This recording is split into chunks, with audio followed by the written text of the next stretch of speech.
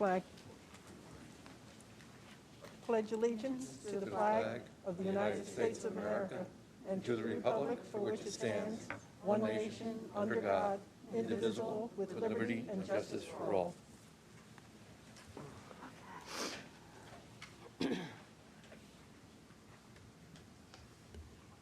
Okay, I need a motion to approve tonight's agenda. Okay, Eric, need a second? Duncan, thank you.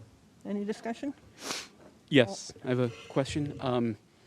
The code of conduct, unfortunately, I wasn't able to start reading it till this weekend, and the way the red line was set up, I found it very confusing to tell what was being changed, what wasn't, because some of the pages were duplicated, and it was hard to follow. So I would like to move the code of conduct to not discuss it, but not have it as an action item tonight. I'd like to have more time to review it, and if it's possible to get a different kind of red line or some other depiction of what the changes are, so that I can try to cut through that confusion, make sure that I'm clear on what the differences are. So I don't know if this is the right time now to talk about it, but I assume that we'd move it from an action item if we're going to. There's going to be the hearing first, I would imagine. Is it the proper thing, the clerk, during the action item to You can do it during ask the to be action. tabled Yeah, for next during time? the action item, you For the can next table. Okay. meeting. Okay, so we'll go forward with the hearing, but then we'll ask for the action item to be tabled. Then the board can act on it, whether they want it tabled or not. Okay, thank you. Okay. Is that proper? Yes. Okay. Is that all in favor? Aye. Okay, now we have something very, very special. These lucky people. Tammy? It's always a bittersweet time when we say goodbye to some of our retirees that have been dedicated beyond belief to the students here at the Greenville Central School. And we definitely appreciate each and every one that's retiring this year. They have done so much for Greenville, and we're sad to see them go, yet we're happy for them and the next chapter that they're beginning. Even though I know it's scary to start that next chapter, we wish them well. At this point, I'm going to turn it over to Brian first, and he can start the honoring. Good evening, everybody. It's great to see everyone here tonight. So in the middle school, it's interesting. We always, each year when we maybe have new members enter the middle school at our opening faculty meetings, we always talk about how, welcoming them as part of the middle school family. Tonight we have many years of dedicated people leaving our family. If you total up the years here for the middle school, we're talking about 115 years of commitment to Greenville here. And it's going to be sad seeing them leave Greenville Middle School, as they've been a big part of it over the years. And again, and we are a family here in the middle school. And, so I can't thank our retirees enough, with Anne Marie, Leslie, Chris, and Nancy. And then congratulations also to Eileen in the elementary schools. I see you a lot up here coaching. So at this time, though, just with Anne Marie, she's going to be very missed. She's worked very hard over her years. And one of the things with Anne Marie is that she's very always reflecting on how she continues to change her practice and make it very hands-on. All right, many students will remember doing their volcanoes, whether out in the freezing cold. You went outside and you blew up your volcanoes, all right? You erupted your volcanoes. And also just her CSI investigations, and again, always trying to make it so the kids were very engaged, enthusiastic about science, and I can't thank you enough for always wanting what's best for the students here in the middle school, and we're really going to miss you next year. So.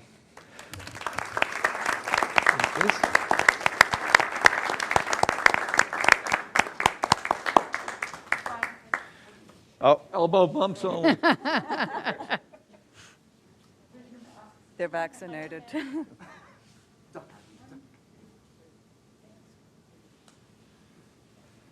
Congratulations. Don't go anywhere, Daphne.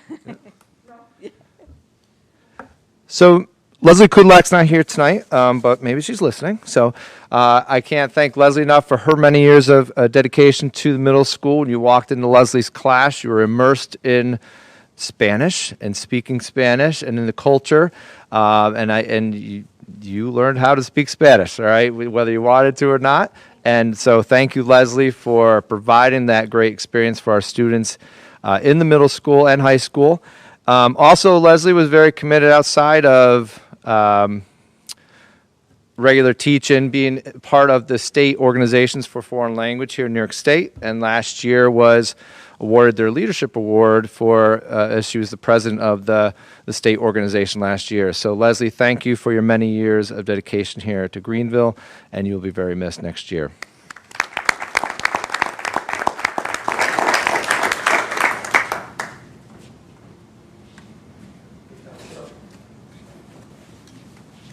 Next, I'd like to recognize Nancy Lockwood, our school library media specialist. Nancy has many years here in the district, started many years at the elementary. When we experienced some tough budget times back in 2011, 2012, and had to make a lot of different cuts, Nancy was moved up here to middle school, high school, but she transitioned flawlessly. And so, we can't thank her. She's been in our old middle school, high school library and welcomed us into her new middle school, high school library here, and it is great. The things she has done. She's also been very involved outside of school, particularly in the last few years of creating a book club, and really has found another outlet for students outside of the school day, for students who just have a passion for reading. And so again, I can't thank her for her commitment to really getting our students, whether it's that first month going into the classrooms, to get them to be enthused about coming to the library. Nancy really pushed for students to keep reading. So again, thank you, Nancy, for your many years of service.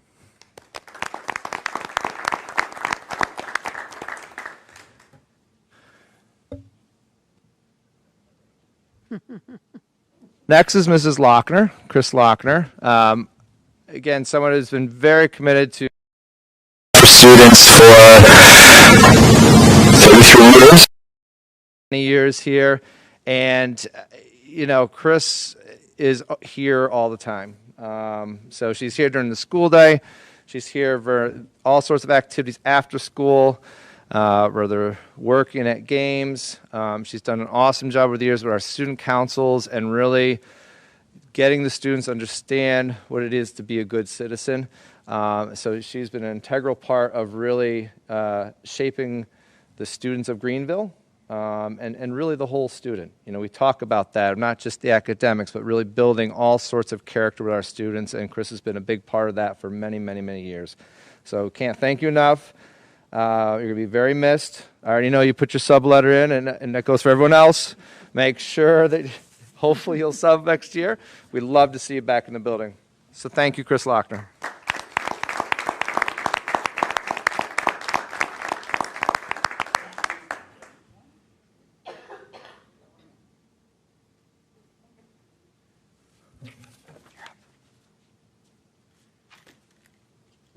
Hi, everyone. I get the privilege of speaking about someone who has served our district for 35 plus years. She's run the program called Jump Rope for Heart at the elementary school for 3 to 5-year-olds for grades 3 through 5 for 20 plus years. And that program has earned over $100,000. So she's really been an inspiration in that way. She also is part of doing an inspirational elementary school PE program, which is focused on movement and joy.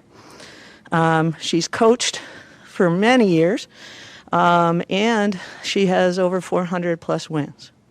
That's just what she's done since she's been here. I think she was hired back in 1984. I know that because that's kind of when I was coming out and going as well. But more than what somebody does, more inspirational is who they are. So Eileen Kiefer, she's focused on community. She believes in the school district. She believes in the students here. And she cares and she advocates for our students at all times, from the very young to our older teenagers. And that's inspirational. She's a passionate professional. COVID hit this year. She said, oh no, we're still going to do a lot of things for our kids. The program down at the elementary school this year with her and her colleagues was inspirational. She's a fierce friend to those who call her friend and to those she calls friend. She's a colleague to everyone. So she doesn't pick and choose, doesn't matter. It's not just the PE people, her PE professionals that she's collegial with. It's everybody from the high school all the way down through the elementary. She's a role model. She's a role model for our kids. She's a role model for all of us, including myself.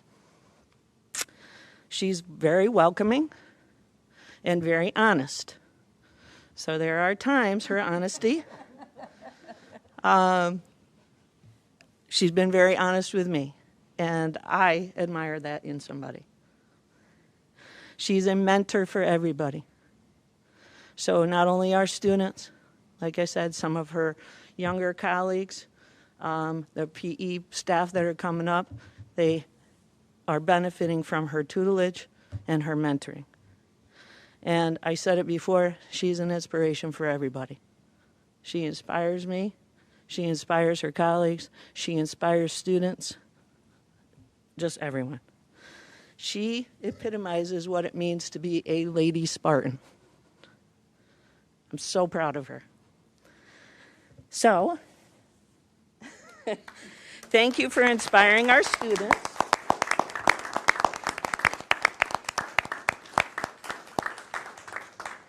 Thank you for inspiring our students, school community, and community at large. She's going to be missed. Can't imagine this school district without her. Let's go extra innings. Congratulations. Oh. Picture.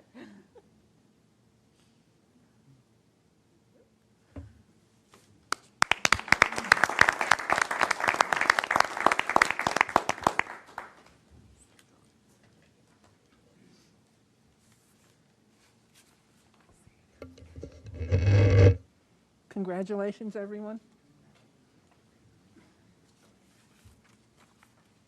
Next on the agenda is the Code of Conduct hearing. So we've advertised the hearing. This is a time if there's anyone from the public who has anything that they would like to share or ask of the board concerning the Code of Conduct. The committee met twice. We also had our school attorney review it in its entirety and make suggestions. And so this is the Code of Conduct that we've put before the board.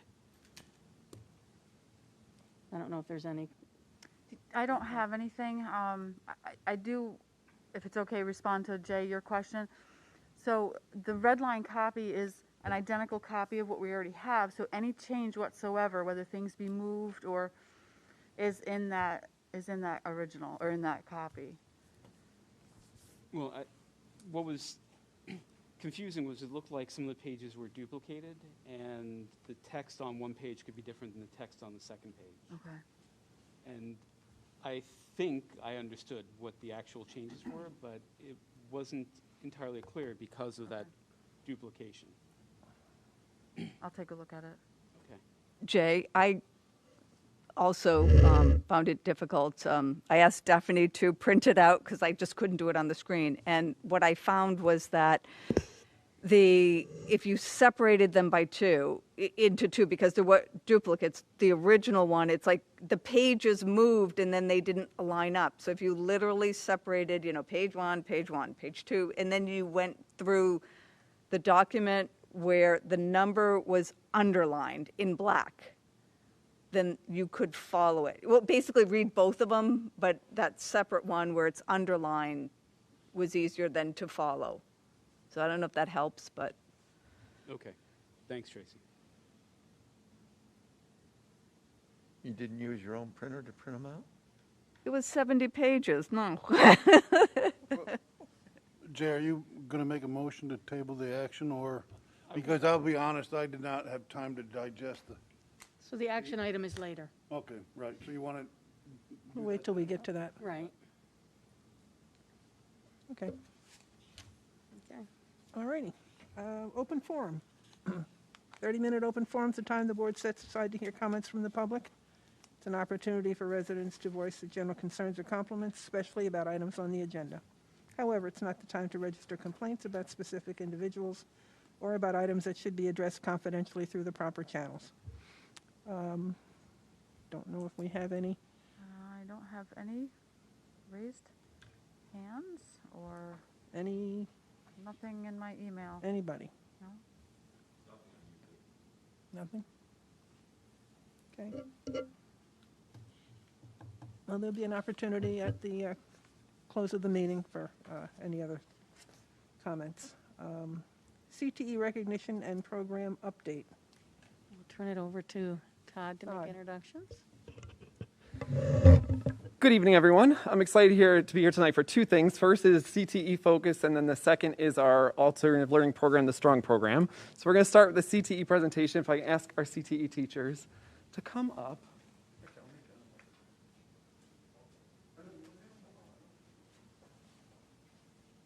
They can stand in front of the banner, since the banner is really for them. And I will add some context and some information. So 3 years ago, State Ed set out to revamp and change how CTE looks at the middle level.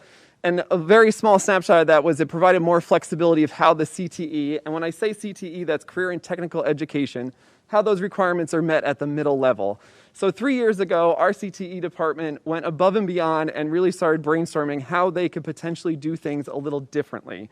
So when we started that work, there were four main things we wanted to accomplish. One, develop an engaging and relevant project-based CTE curriculum for students in grades 6 through 8, to utilize the expertise and strengths of our CTE department teachers, which there are many, offer a middle school program that leads and connects into our high school program offerings, and to start with one cohort and have the changes roll up with that cohort so that it wasn't too much change happening all at once.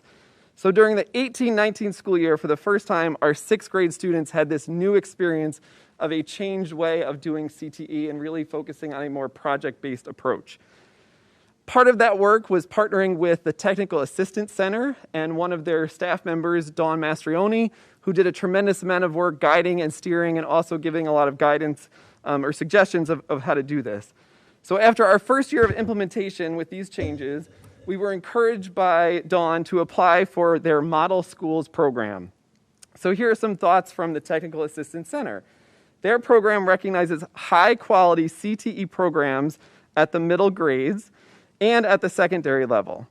Their programs assess 5 domains. So when we put in an application for this recognition, we were assessed on 5 different domains: curriculum instruction and assessment, business and community partnerships and connections, articulation, that connection between middle school and high school, facilities and equipment, and then student organization opportunities. Some specific information for Greenville. Greenville's middle level CTE program is the only CTE middle school program in the state that was honored with this recognition. And the program was highly regarded here at Greenville by Dawn and often spoken about across the state with other CTE departments because she valued the work that our department had done. So last spring, we received notification that our middle school CTE program met the requirements and was recognized by the CTE Technical Assistance Center as a model program. While we've shared the information before, we wanted to take some time and an opportunity tonight to do a formal recognition. This hectic year kind of got away from us of doing this formal presentation, but as we end this year, we really wanted to celebrate our CTE program and the work that has been done at that middle level. So I'm going to introduce Ms. Dee Lewis, who is the department chair for CTE. We have Melissa Seberg, who is our family and consumer science teacher, and Linda Esposito, who is our business teacher, and Mr. John Kerner, who is our high school tech teacher. Ms. Lewis is also our tech teacher. Forgot to mention that, sorry. So again, just wanted to take an opportunity tonight to recognize the incredible work that has gone into this, and the fact that we are the one middle school program in the state that received this honor, I think is very noteworthy of the work that they have done, and applaud them for it. So thank you.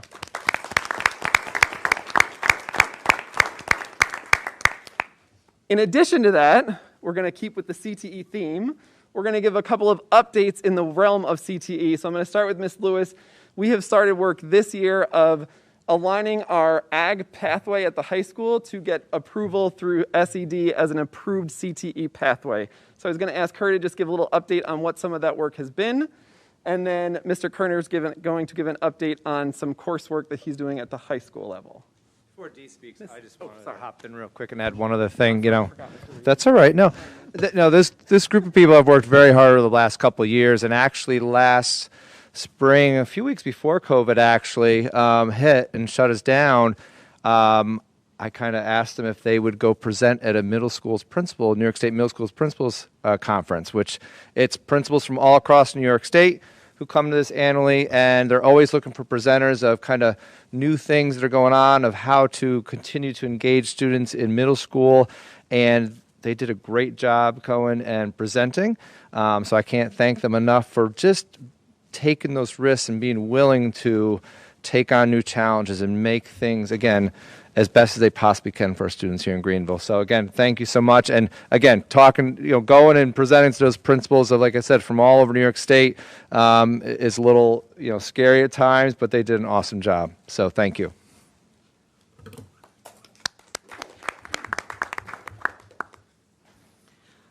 I hate the mask. So as Todd said, we were in a 3-year lead-in to changing from the old technology middle school to CTE 6, 7, and 8.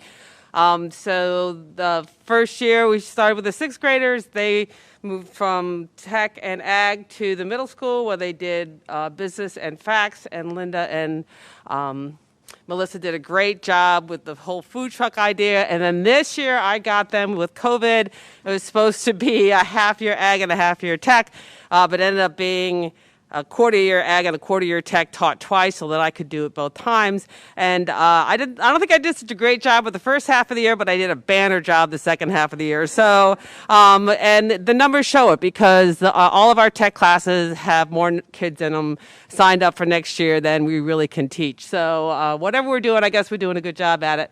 And Mr. Kerner is going to talk a little bit about an exciting new thing that he's doing.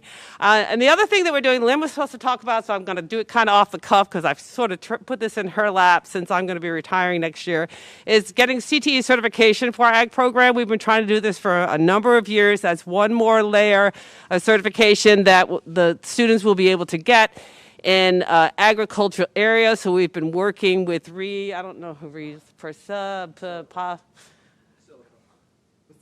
Basilico. Okay, I know where's Ree. She's really animated, fantastic woman that is going to walk us through the certification process. Because we're all technology and ag teachers, we're grandfathered in as CTE, able to teach CTE for the certification. And right now we're working on doing it in the animal sciences, and that would incorporate a test, a state test at the end, and if they pass the state test, they will get that certification certificate, which they can take one more layer of proof that they're a good student, and they, especially if they go on to agriculture in one of the ag and tech colleges across the state, it will be one more feather in their cap. So we're really excited about this. Todd's been working with us. It was his idea to push this finally after we've been asking for it for years, but we really just didn't know how to get the process. He found Ree, turned her over to us. She's fantastic. We're working with her. So we're hoping next year that we'll be able to start with the animal sciences and then go from there to maybe the natural resources. There's a whole process you have to go through, so we're going to start small, but hopefully we'll grow so that eventually everything that we teach in our curriculum in ag and tech can be CTE certified. So, Mr. Kerner, would you like to talk about your exciting new proposal? Hi, I'm John Kerner. So it's funny in life how sometimes the littlest things can lead to you never know what. About 2 months ago in one of my classes, a young lady who was in my class said, "You know, Mr. Kerner, in Coxsackie, they build a go-kart every year." I said, "Oh, really?" I'd love to do that, but I didn't think that was even something we could, So I followed up, and I'm meeting someone named Kyle Crawford, who's a teacher out at Coxsackie. And he was all excited. He said, "It's funny you called me because I was just getting ready to send an email out to tech teachers in the area because I would love to start," he said, "a kind of a league where we all build go-karts And then we do time trials and race them. And he informed me of the fact that they have a track already built out at their school, and they're putting in bleachers next. So I went and visited him and saw their classrooms and stuff, and was very impressed by that. And followed up with my administration. Todd's been super supportive and felt it was a great idea. And I probably don't have to tell you that the students that have heard about it, because I've told them, you know, I said, I can't promise you we're going to do it, but I'm trying. They're beating down my door to get in the class. So I don't need to explain to you why this is a good idea, because they're beating down the door. Okay. So we're going to call it Motorsports Technology. We're going to offer 2 sections instead of the traditional number 1, or just 1 section. And it's kind of an evolution in a way. In the past, we've always offered something called material processing, which the lion's share of which was welding. Plasma cutting was involved in that, and some other things. But the first half of the year, that was the second half, the first half of the year was small engine. And small engine, simply as a thing to be studied on a table, well, okay, it's all right, but it's really not terribly dynamic. And there are other problems I won't take your time up with regarding that. But now to take small engine and material processing, we're going to combine them now. And in motorsports technology, we will order the materials and build this go-kart from scratch. So students who come through the door, having never read a ruler, and believe me, that's not rare, it's what I expect now, will learn how to take raw materials, measure them according to directions that we have. Kyle Crawford in Coxsackie has been very helpful with this and continues to kind of mentor me in this area. And they'll learn how to take those materials, get them to the right shape through the use of tools, and then we'll get into the welding right away. But everything now is with a purpose. Everything now is because we're going to build the go-kart, not just studying something for the sake of learning about it, which is different. And everybody needs that kind of motivation to really reach their peak enthusiasm, I think. It's more normal. It's more real. So that's what we're doing, is creating this new class, which is a bit of an evolution and a more interesting sort of relevant blending of what we were doing before, culminating in really getting to know the other schools and setting up a little bit of, some camaraderie that way through racing, time trials. Don't picture like 4 or 5 go-karts on a track. It's one at a time. Stuff like that. So anyway, that's what we're doing. Good. Yeah. What grades are the students? They're in high school, but is it 9 through 12? Yeah. Yeah, 9 through 12. That's me, 9 through 12. Yeah, yes. We have the opportunity to get some needed equipment and or whatever with the federal funds that are available. Have you taken advantage of asking for input? Well, I haven't overtly. I will. I frankly don't kind of know how to proceed in that area so well, but I've got Todd, who I know is, Good. Todd's. I will. No, that we've got. But yeah, we'll. One of our challenges is we're really trying to do a lot in a space that's somewhat limited. We can make it work, but organization is going to be the key. And the district has been very supportive in getting me what I need when I don't have it, and helping me to sort of rearrange things. And they've given me a lot of free rein and trusted my judgment. And, That wasn't just for you. For anybody else that needs that. We've got an opportunity and a process. Yeah, Diane also knows the things I don't know. Yeah. Anything? Yeah? I just wanted to mention that the food cart idea was also fabulous. And what I heard through the students was just their excitement because it was tangible. It wasn't just, oh, I'm learning about business, but it's from when you were doing logo development and everything else. It's, again, it was packaged beautifully and you got the learning in. Thank you.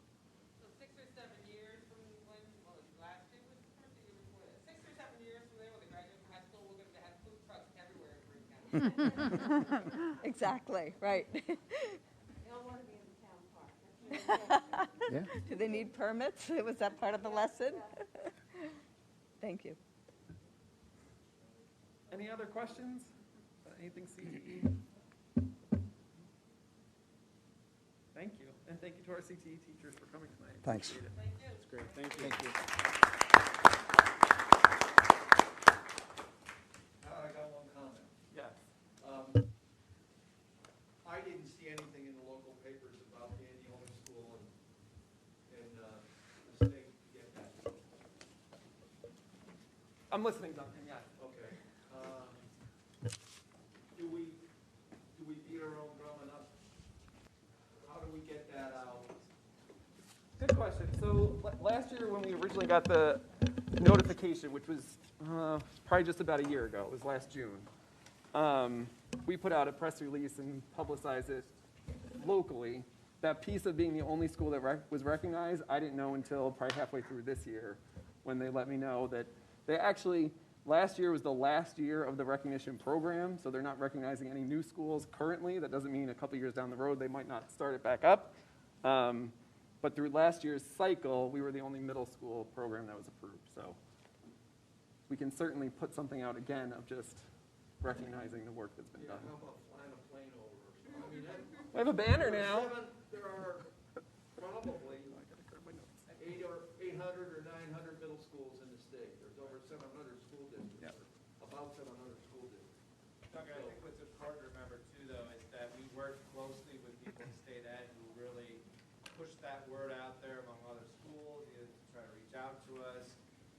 Like I said, from that middle school principals conference we went to, I had some principals reach out to us after that for just some stuff that we were doing, because CTE trying to teach it in middle school has become complicated with certifications, and we've been very fortunate that it's continued to work well for us, but there are some schools who really struggle with some of the certifications for it. So we're very fortunate that we're hitting all those areas and providing some exposure to help support the electives at the high school.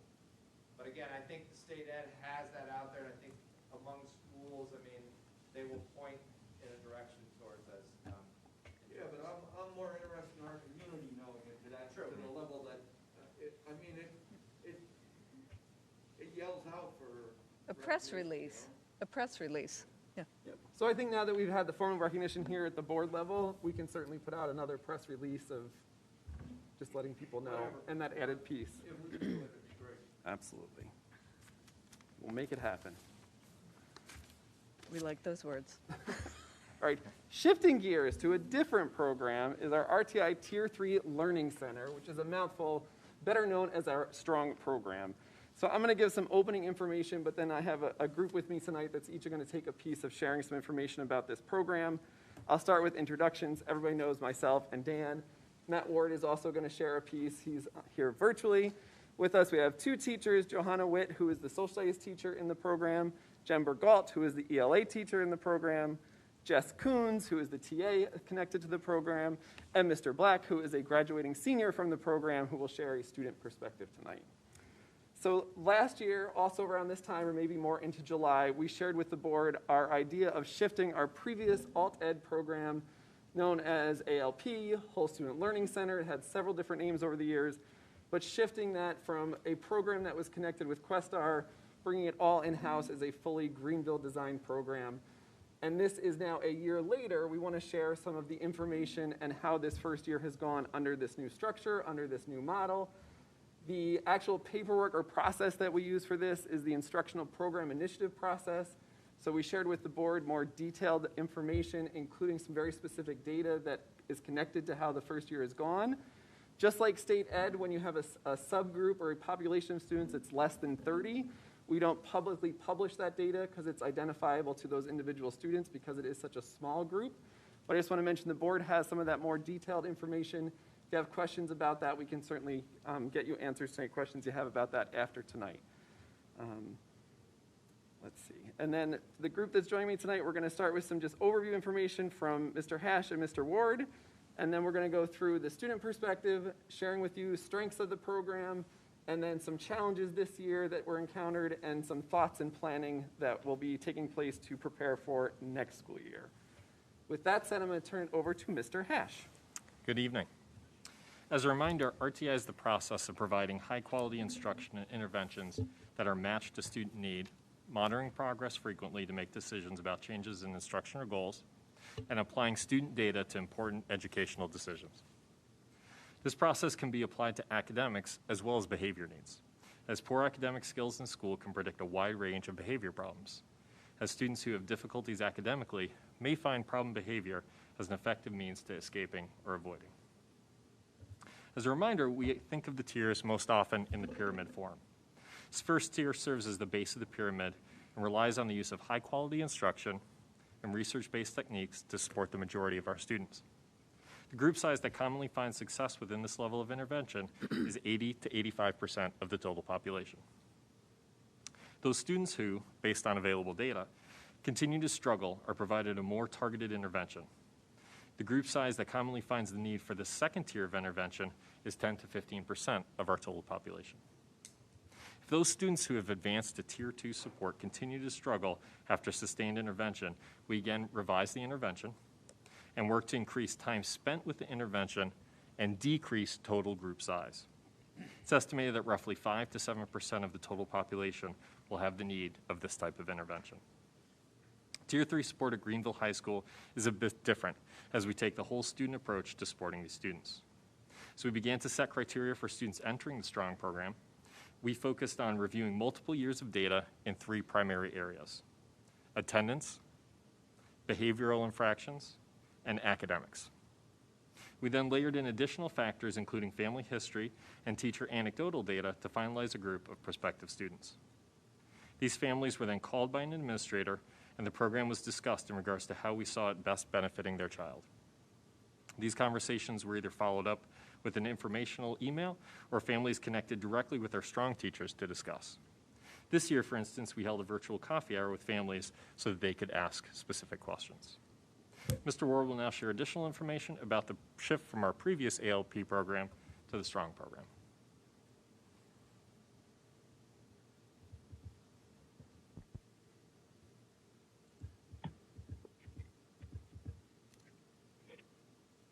Thank you, Dan. Good evening, everyone. So prior to, I'm getting a really big echo. Is that from the, oh, that's better. Prior to the school year, the Alternative Learning Program was a shared service between Greenville and Questar 3 BOCES. Greenville students entered ALP either in their junior or senior year.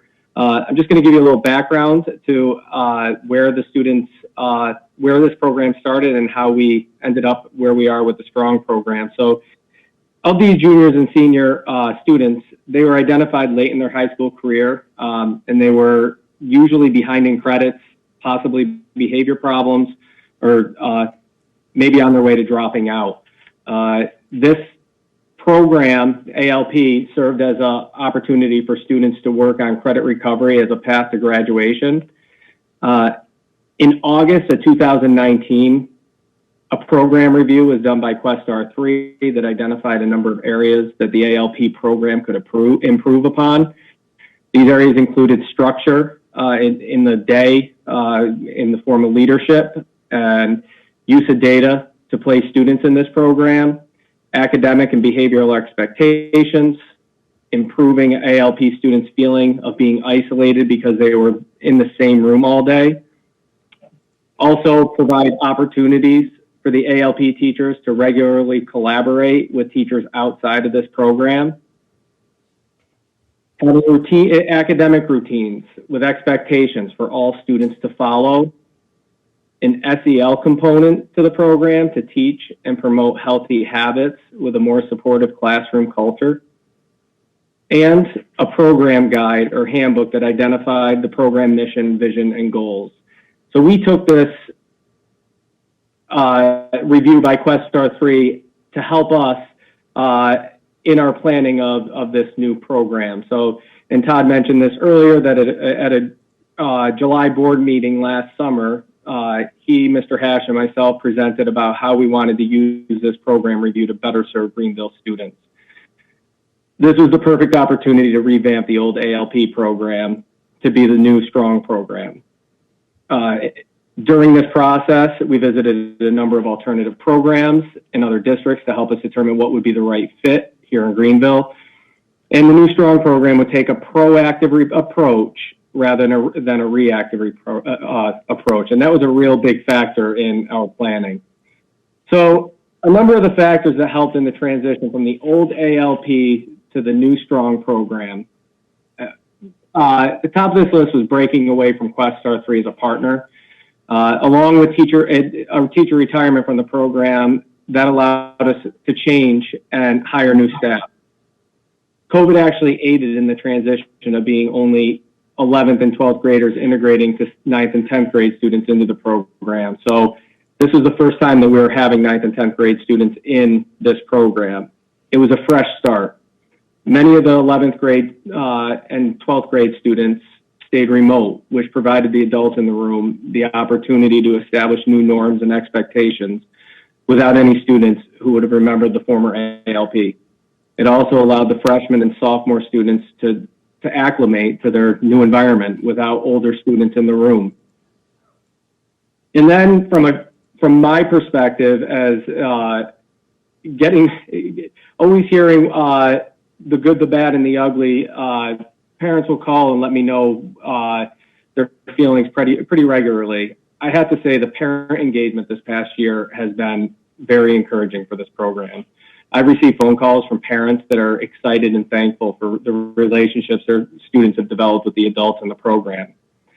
Students want to come to school that are in this program, and nearly all of the students that are in the Strong program have been went from the hybrid model to everyday students. Lastly, I would just say that when we interviewed for this position and thought about new people in this program, it always came back to relationships. The three women that are in that room that are, I'm going to pass this off to in just a minute. Jess, Johanna, and Jen, the three J's, they've done a phenomenal job this year, connecting with students, keeping parents informed, and most importantly, keeping students engaged in a really difficult year. So with that, I'm going to pass it off to Jen Borgalt, and she can give you a little bit more detailed information about this year's program. Hello, everyone. The Strong program offers Tier 3 instruction and support to students grades 9 through 12. Our staff consists of 2 full-time content area teachers, ELA and social studies, and our teaching assistant, who's also full-time. We also work closely with the school counselors, a special education teacher, and school psychologist. For core instruction, our students are scheduled into Strong English and social studies classes. They attend the rest of their classes outside our program. As students' schedules allow, they are scheduled into Strong Lab for additional academic support. This time is often used to support students in their other classes outside of our program. In addition to the lab, students are scheduled into our homeroom at the end of the day. We utilize this time to help students with academics and organization, as well as social emotional learning activities. Another component of our program is credit recovery through APEX. APEX is a self-guided, self-paced computer program that allows students to complete their course credit requirements for graduation. At this time, I'd like to introduce Kieran Black, one of our 7 graduating seniors, to speak about his experience in the Strong program.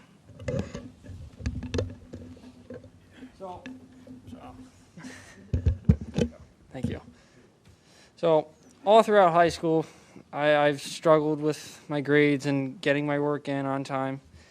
And this is actually the first year that I've been on top of my work at all times throughout the year. And a lot of that is help from Apex, which let me work at my own pace to get the work done whenever I felt. And if I didn't make it to school some days, I could stay home and do it right there on my computer. And it's a very easy to use program.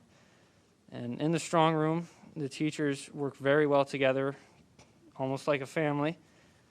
And it's a very comfortable environment, but they're still on our backs to make sure that we get our work done. Good. They also keep us motivated through the Remind app, calling and emailing our parents, and they've even contacted my recruiter a few times. Because there are 3 teachers in the room and not a lot of kids, everybody gets individual attention, which helps us stay focused, and we all get to know each other very well. And I'm very grateful for the Strong program for supporting me and making sure that I reach my goal on graduating and becoming a United States Marine. Thank you.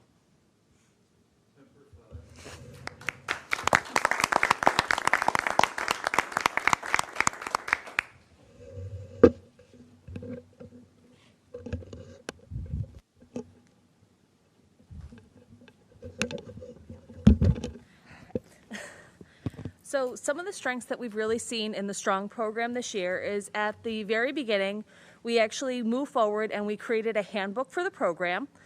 In this handbook, it outlines the program overview, protocols, and expectations for everyone involved, including staff, students, and parents for both daily and the year. Another strength has been building strong relationships with students in a safe and welcoming environment. We get to know the students as people, including likes, dislikes, hobbies, interests, and goals. We hang up work around the classroom with designated refrigerator spaces, aka our bulletin boards, that allow students to see their accomplishments on display in the classroom. There are celebrations throughout the year for achievements such as birthdays and holidays. Furthermore, we have communication with parents to help know what is happening in their personal lives that will impact the students' school lives, as well as having parents encourage their students to come to school because of the environment we have created. Furthermore, we have allowed students with great potential to thrive in a smaller setting. This includes students who may not feel comfortable speaking up in a larger classroom to have conversations. It also allows for individualized attention of students during class time to ensure understanding and allow for extended question times. We collaborate and communicate with other content area teachers to provide an additional layer of support. We are included in the Google Classrooms of the other classroom teachers such as algebra, science, and art classes. It allows for our ability to reteach or expand on the information provided in the other classes to ensure understanding and success. This also provides a real-time account of assignments to help students learn time management skills. We are able to tailor academic, social, emotional, and organizational support to meet the needs of individual students. By having small classes, it allows for us to create materials to meet students where they are and help them grow from there. Each student has different growth patterns and different needs, and we are able to individualize for that.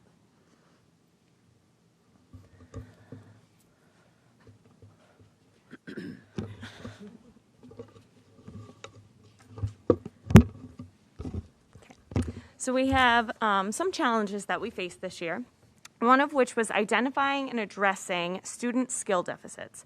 Not being able to see our students daily due to remote learning has posed a big challenge to identifying and monitoring academic skills. In-person learning is the preferred model and a more beneficial option for our students. We did halfway through have a lot of kids switch over to full-time in-person, and that was really an amazing experience. Moving forward for next year, we will put together a more structured approach to track and monitor academic development and skills.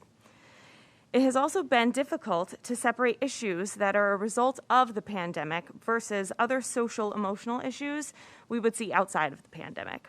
Moving forward next year, we plan to put into place a growth mindset curriculum targeting special social emotional needs.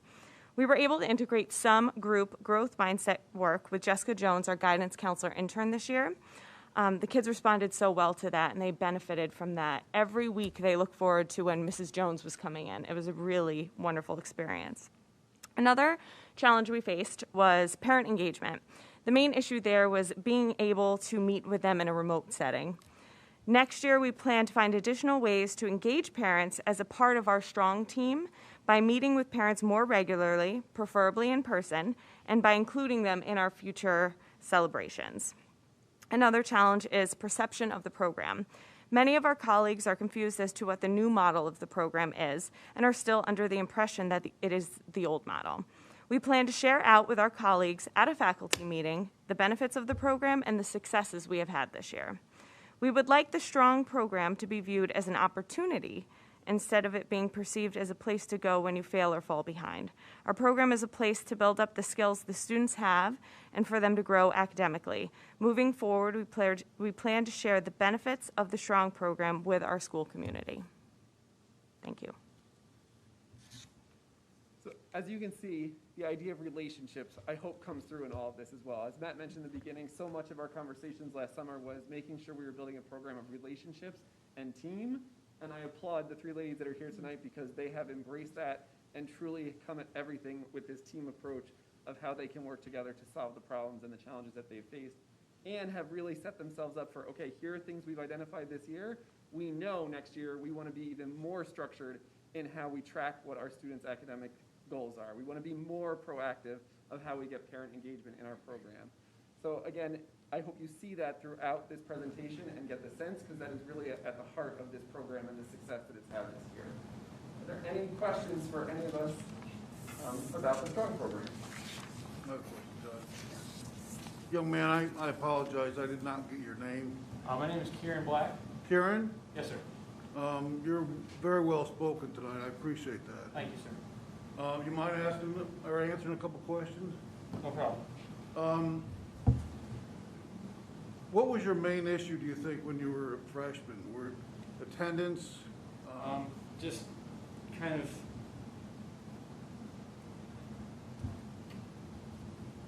Lack of interest in trying to school? keep on myself to get my work done. Okay.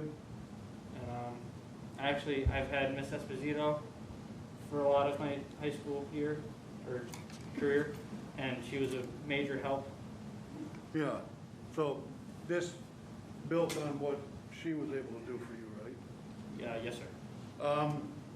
You don't have to call me sir. I'm just a boy. He's going into the Marines. Yes, sir. He can do that when he gets. Can you imagine yourself speaking at a board meeting when you were a freshman or a sophomore? I mean, not at all. Right. So the fact that you're able to do that speaks well for this program, because you're a product of it, and you should be proud of that. What other classes, I'm interested in, what other classes did you take that were not in the STRONG program, when you had to go outside into the building? The only class was PE for a little bit. Okay. And senior seminar. I think senior seminar, but then that all got put into Apex. So all right. I was there all day, or from the time I got to school until I went to Questar. And with Apex, you apparently really liked using that, right? Yes.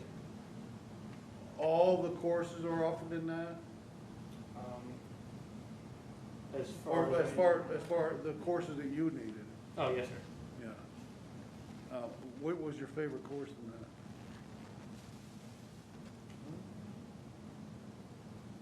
Probably, I think government it was. Oh, yeah? Yes. Very good. Thank you for coming tonight. Thank you.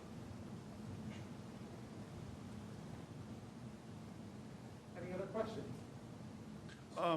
Oh, go ahead, Jay. I was just going to kind of repeat some of what Dave said, which thank you for coming. You did speak very well. Appreciate hearing from someone who's been in it, like now, in addition to hearing from teachers. So thank you. And also congratulations and good luck. Thank you. For the record, I'd be the fourth boy to go in the service from this family. And there is sibling rivalry, I know that. Navy, Navy. Well, he did join the Navy, just the Marine Corps, so the men's department. Right, his brother's Navy. And we worked together a lot at the Legion. He was always very helpful as a young man, and all of his brothers, just like him, outstanding young lads. And they were a lot of help around the Legion for many events. I wish him nothing but the best, and you did a great job today. Keep it up. Todd, the teacher load for the teachers that are in this program, are they solely dedicated to Strong, or they rotate in and out? Nope, they're solely dedicated to the program. Okay, yeah. And the student, I know you probably mentioned this, but the total number of students that are in the program is? So this year it was 17.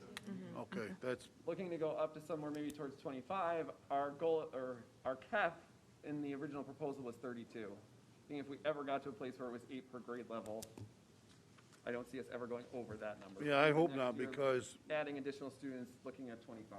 Correct? Okay. you know, if you keep it small, you'll have your returns. If you go higher, you'll have diminished returns, I think. My question is more to you guys. What did you learn from this year that you're going to adapt for future years? If anything.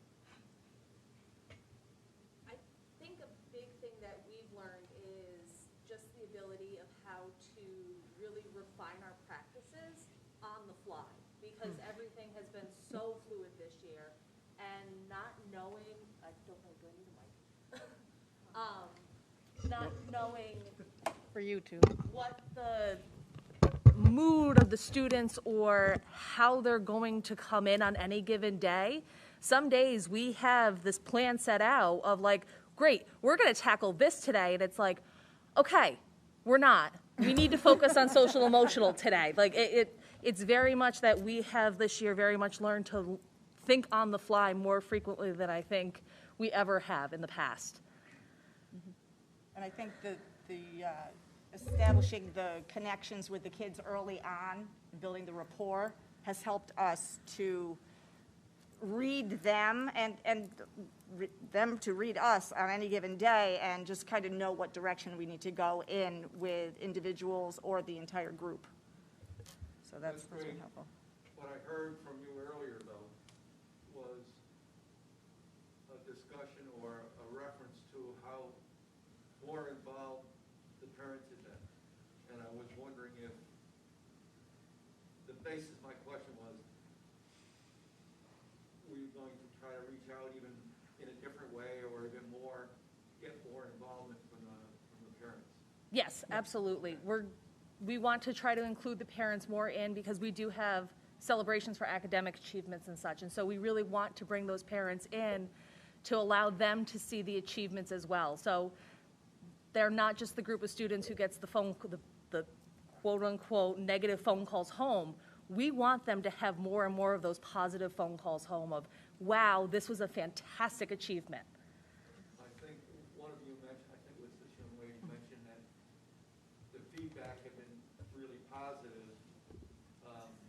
That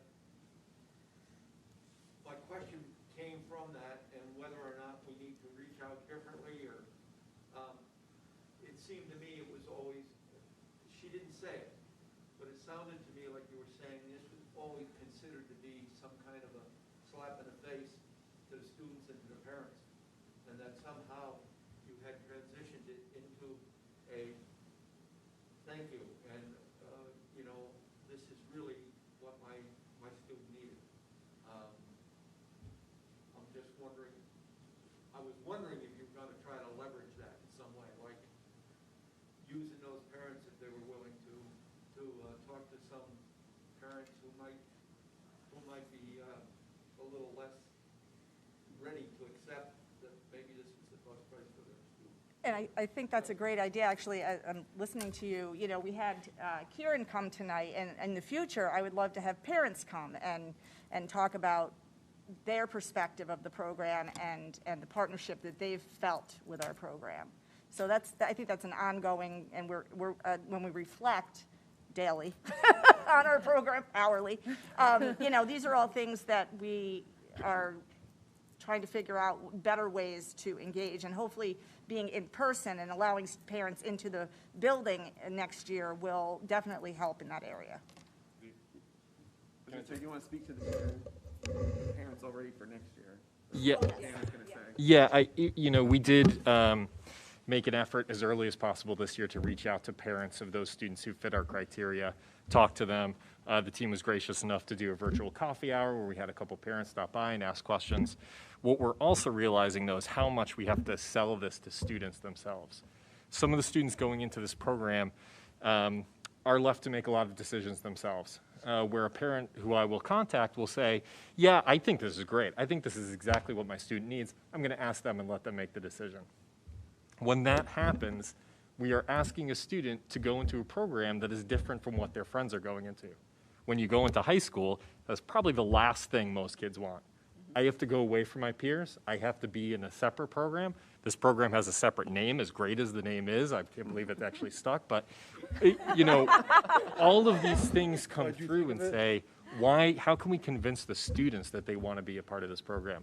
So when we talk about convincing parents, that's a huge piece, but also reaching out to students like Kieran and saying, Kieran, can you give us a video? Can you talk to students about how important this program is if you want to achieve, if you want to graduate, if you want to complete, if you want to join the military? We need your voice to sell this to our incoming ninth graders.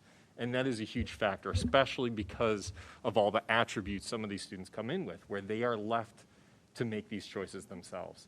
And if we are asking an incoming ninth grader to make this very important choice to start their high school career, we want them to be informed by their peers so that they're making a good decision for themselves.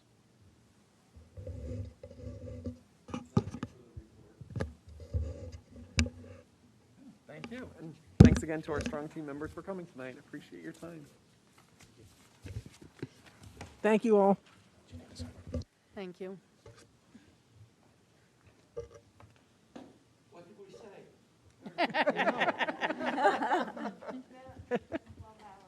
Thank you, everyone. Thank you. Thank you. Okay, I need a motion to approve the minutes from May 4th, May 10th, May 18th, and June the 1st. Eric and Duncan? Any discussion on the minutes? All in favor? Aye. Aye. I need a motion to accept the finance reports. Tracy, second? Any questions or discussion? All in favor? Aye. Aye. I need a motion to accept the Committee on Special Education recommendations.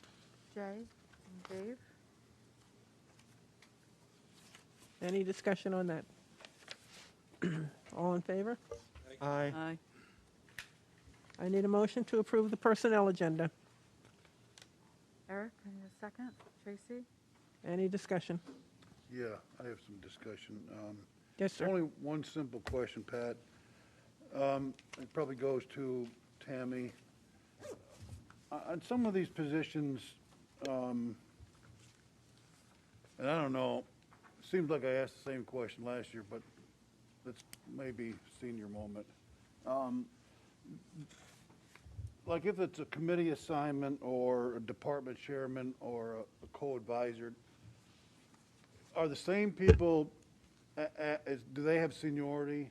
And then how does because I believe in change, how does someone else get on a committee or strive for a different position? So the appointments with the stipends, they are posted annually, and that's under Aaron. So that depends on who puts in letters of interest. Okay. It's not an automatic that it goes to them. Renewal. For sports, I think the contract does say that consideration is given to who currently has it if they're still interested in it. Okay. Is that accurate? For athletic ones. And for committees, some of the committees are chosen by union representation. Okay. We have been trying to broaden that definitely over the years. And the new, it requires some turnover, or at least elections every 2 years for the shared decision-making. So we are trying. I would say over the last couple of years, we've definitely had a broader aspect on the committees, probably not as much with team leaders and department chairs. That gives me a thought. I wondered if,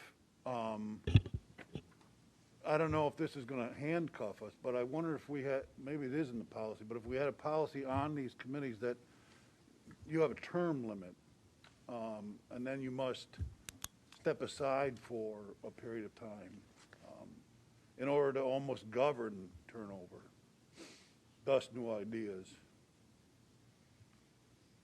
We could look at the ones that don't require union Right. appointments. All that set aside, And I would say because we're a small school, sometimes we're lucky to get Right. the members that we currently have. So I would not want to limit and say 2 and you're done.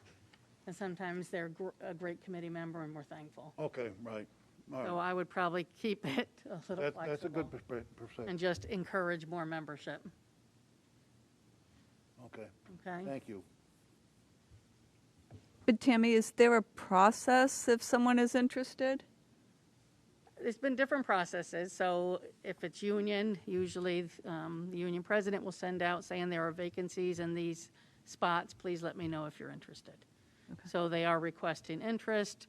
Sometimes, like technology where you really want to get someone who has that knowledge, you'll go around and you'll ask someone who you believe would be good on the committee, would they consider being a member?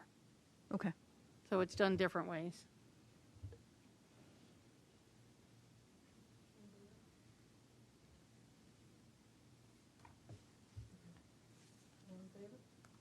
Aye. Aye.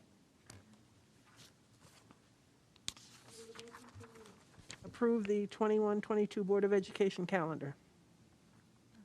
Jay and Eric? Any discussion on the calendar? All in favor? Aye. Okay, now approve the code of conduct. We're going to, Daphne, do they have to make a motion to I approve think- it? I think And then what that we'll- is when? And then you, all And then all the somebody discussion. needs to do is say, I move that the pending motion be postponed until June 28th. Okay. So I think you still have to ask for a motion. And And then do a that's when. discussion. I need a motion to approve it, All right, Eric and Tracy. and then the discussion. And that would be, And now I'll make a motion to postpone action on the pending motion until June 28th. yep. Mhm. Okay, and a second on that? Tracy, okay. All in favor? Aye. Aye. I'd also like to add, as far as discussion goes, that when I looked at the document for the hearing, it was very hard to read. Okay. Going to the document that was just discussed now in the approval section, without the red line, I could read it. Yeah. But I didn't know if they were the same. It's actually all of the changes that were made, that would be the fresh document in the one that's in the agenda for the action item. The other one, I didn't have my hands in that one, and there was a little bit of an issue with, it came from the attorney, and something had happened with the red line agreement, or with the red line document. So I will take the 2 last year's and this one in here, and I'll do a word compare, and let me see what that looks like. Well, yeah, can I make a suggestion? On the sure. 28th, if we're gonna act on this, let it be a clean Oh, absolutely. document that exactly what we're gonna vote on. Right, we don't need the red line. Right. All right, so I you don't- have that already. That's Right. under the approval That's- one, is the clean document that you're voting on. Right. So do you want to see you want to see the red line one where the changes were made? If possible, yes. Okay. And I'll look at the clean too. Okay. And, I realize we just essentially tabled the motion, but can we still talk about the code of conduct now? Or we pass that? So I do have one question about the code, and that's, the code of conduct it defines discrimination. And I think the definition is okay, but we also have a separate policy. It's a Title IX policy that has a different definition of discrimination. I think it covers the same points, but it's different. I mean, I would recommend, why not use the same definition of discrimination throughout policies? Is there a reason not to? Rather than have it being defined differently in different places and potentially creating an inconsistency. It should be the Basically, the you're same. saying but we'll- adopt the federal guideline of discrimination. What I'm saying is the Code of Conduct defines discrimination one way. Our Title IX policy describes it differently. Right, we can't change the federal. So you're saying move the federal definition into the code of conduct? Yes. And we look at that? Yep. That's a good point. Very good. Thanks. Yeah, I didn't.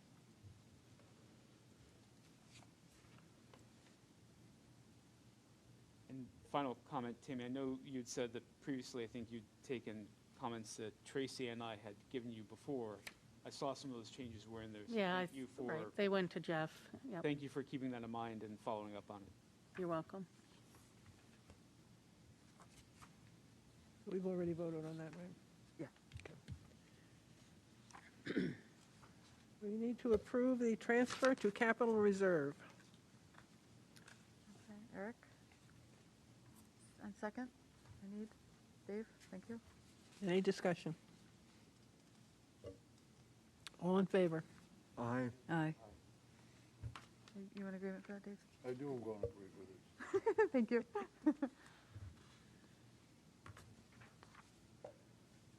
I need a motion to approve transfers to the New York State Teachers Retirement System Reserve Subfund and the New York State LRS Retirement Contribution Reserve Fund. Okay, I saw Duncan and Ray, okay.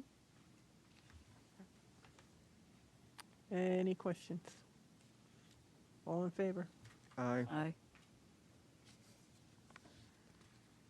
I need a motion to approve the resolution of the Board of Education of the Greenville Central School District of the State of New York for the purpose of entering into a contract for cooperative educational services for the computer lease purchase. Okay, I have Eric, so I need a second. Duncan, thank you. Any discussion? This is our one-to-one program, correct? Yes. All in favor? Aye. Aye.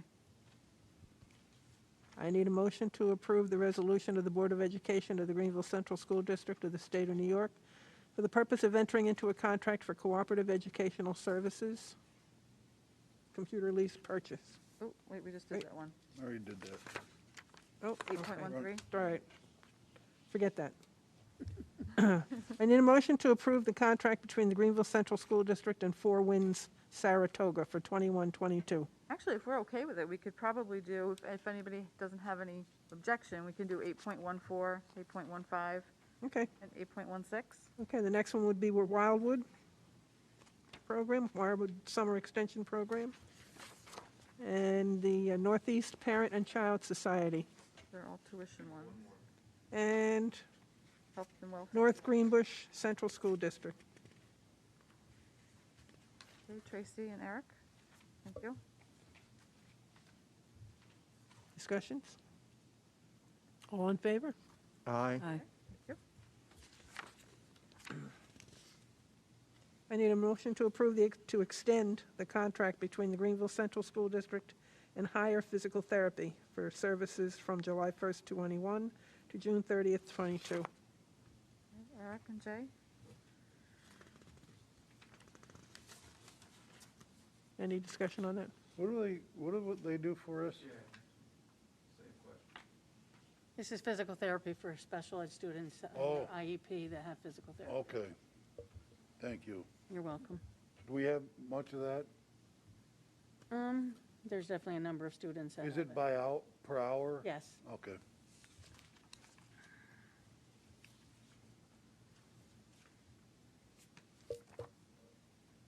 Do we need Waiting a vote? for a we need vote. to vote, yep, Okay, all in favor?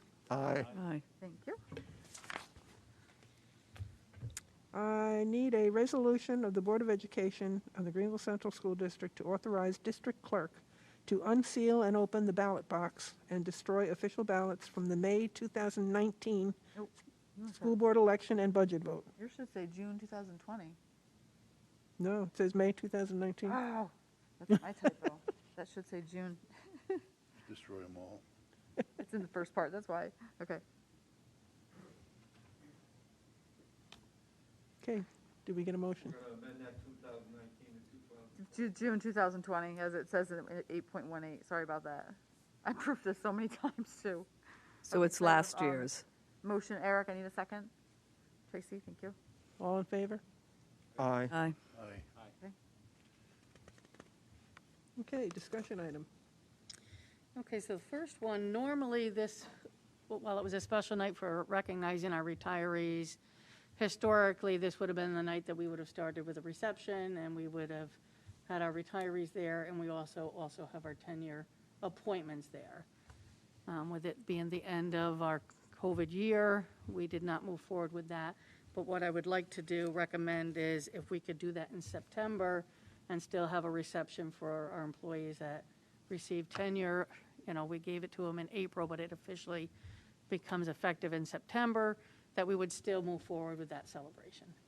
Meaning when we go back to normal? Yes. Yeah. Okay, so. Didn't we used to, in September, have new teachers too, so could we include them in that? New hires, yeah. We can include new hires, sure. We have, We usually always do that in the, we do that in the summer with the new hires. We have a week with them, and then we do a special luncheon with them. But I'm more than happy to welcome them as part of this. new hires too. Yeah, we can add new hires, definitely. That way we can meet the new teachers. Yep. Do anybody? Yeah, Right. new faculty and staff, absolutely.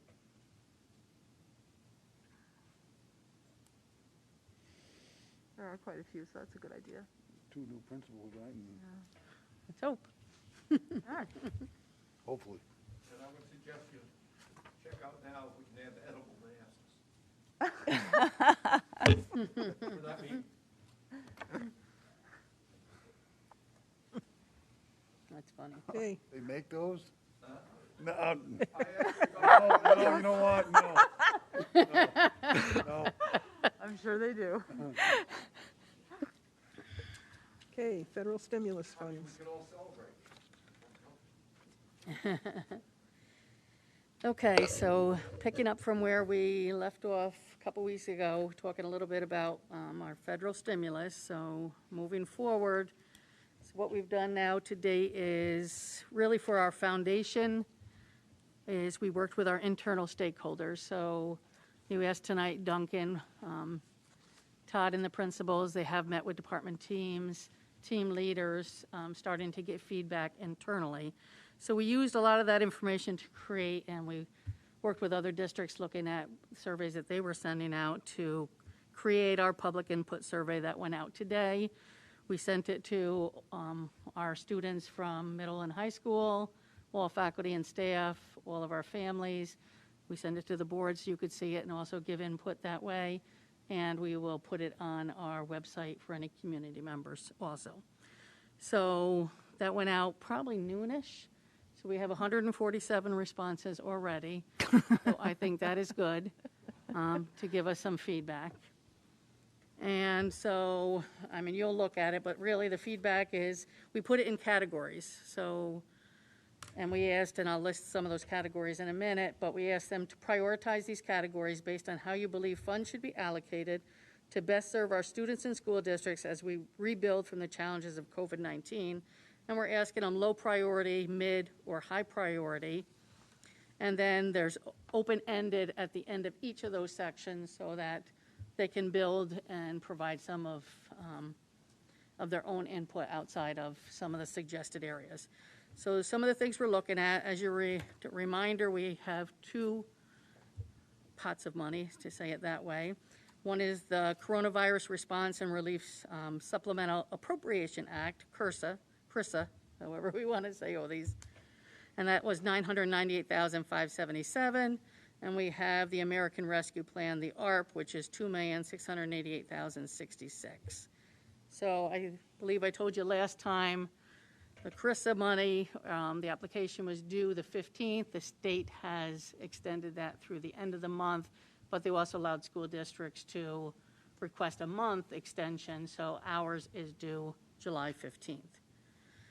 We still do not have any information on the American Rescue Plan. That's not in our portal yet, and so we're still waiting. I know that the state government had to submit something to the federal government by June 7th, so we're still waiting for additional guidelines. We did have to submit assurances of promising, I think it was like 20 different questions of how the money would be spent, So that was done on time. So a little bit of the foundation, the categories that we're looking at right now. The categories we've put it under is facilities and operations.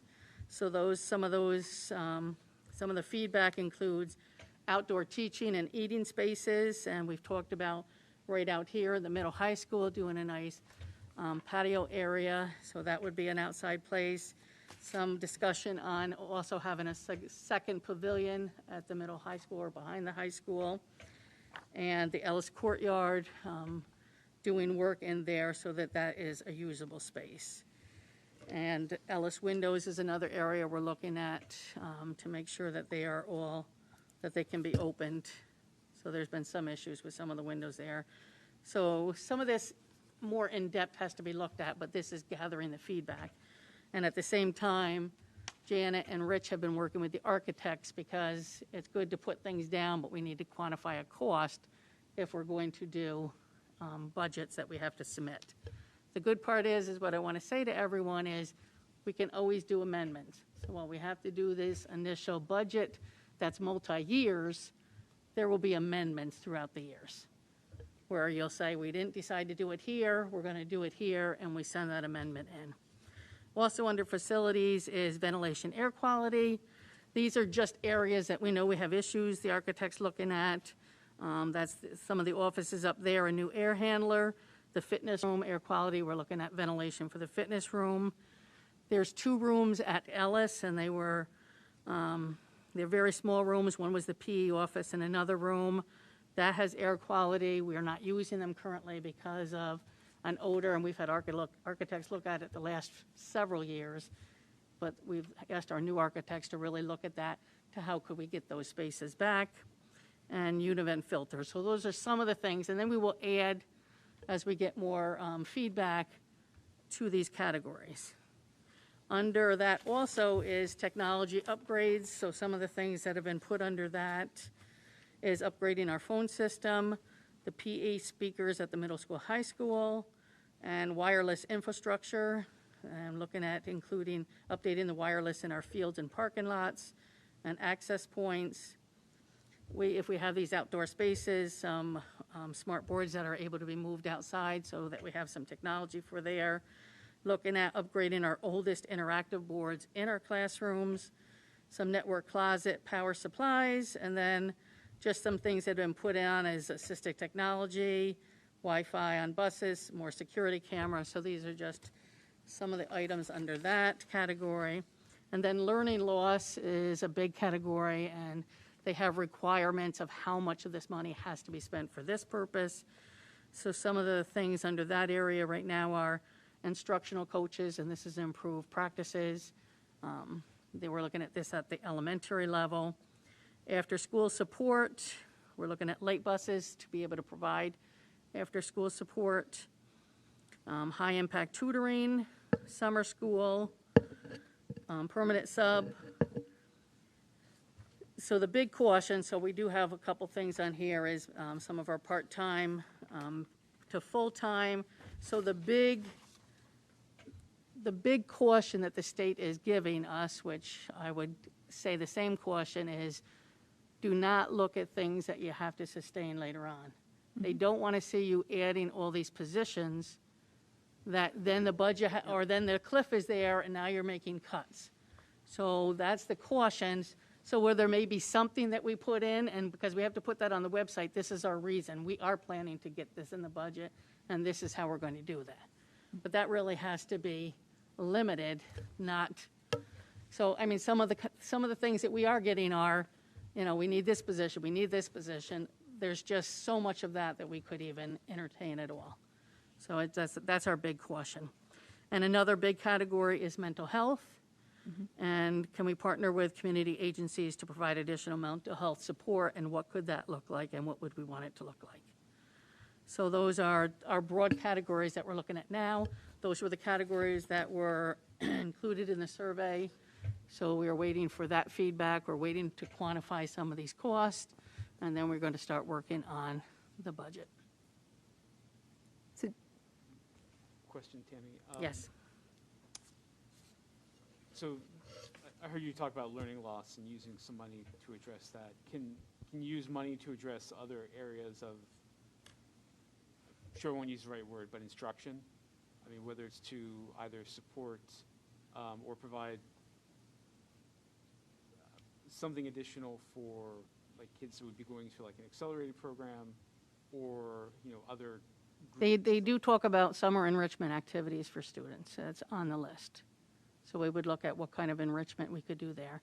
Professional development, that under coaching, much more professional development too. We want to make an impact and have a return for this. And some of the capital work, most of these items are not aidable items. So we're not losing state aid if we put some of these here.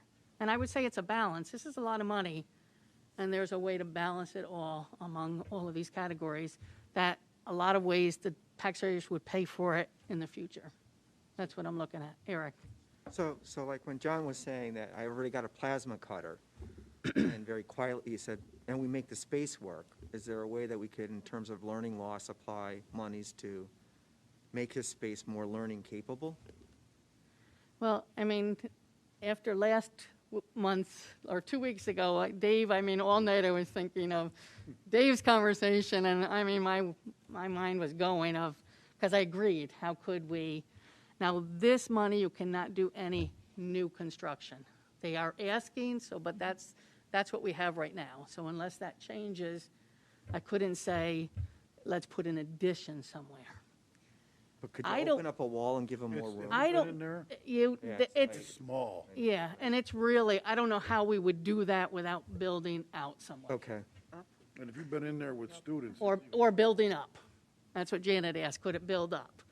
So, and that would be architects. But I think there's a piece of that that would definitely part of the capital project too, that you just approved monies to go into that reserve, or capital reserve. I see a vote also that's going to be able to get a lot of the remaining work done. And I see that could be a piece, is how could we? Well, what's our funding rate for capital projects? So we got 2 million now in that capital reserve that the voters would have to vote what to use it for, but that would be at least $6 million based on our aid. That's, you could do a lot for $6 Right. million. So I know there's a lot of work that needs to be earmarked for Ellis, but it also there are the few things here, and the storage building up there, I like your idea of how to make that a bigger space. We need to talk and think about it, but. Well, the other reason I mentioned that, Tammy, is we're going to be, she just said it today, that we're going to be losing a tech teacher. And anybody that graduates in that field, I hear one of the things they're looking for now are outstanding facilities, because they have a choice. They can go anywhere, you know. So to get them, the timing is not going to be great for us, but maybe we could promise them that we're going to, here's a picture of our dream. Well, we got a good one this year. Yeah. So I think, well, that's exciting. It's also the program that we have here too. Right. And D is all the way to the end of 22? That's her plan right now, yep.